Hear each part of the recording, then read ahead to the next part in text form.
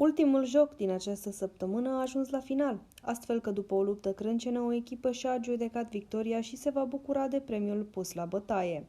Chiar dacă de multe ori organismul le joacă feste și nu au întotdeauna forța necesară pentru a se impune pe traseu, concurenții nu renunță. Se încăpățânează de fiecare dată și se motivează, astfel încât să obțină victoria.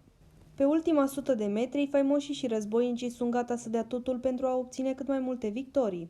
Chiar dacă sunt obosiți, înfometați și măcinați de dorul de acasă, concurenții din ambele echipe știu că au ajuns într-un punct cheie al competiției și că depinde doar de ei dacă vor avea sau nu șansa de a câștiga premiul cel mare.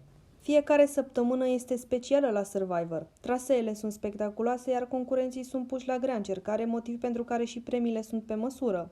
În această seară, echipele au luptat cu toate forțele pentru a câștiga jocul de comunicare. Miza i-a motivat atât de tare pe faimoși și pe războinici, încât aceștia nu au mai ținut cont de nimic, au dat tot ce au avut mai bun, au pus suflet pe traseu și au încercat să obțină fiecare punct.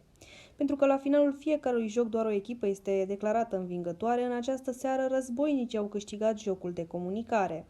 Echipa albastră se va bucura de premiul pus în joc, mai exact de convorbiri telefonice cu prietenii.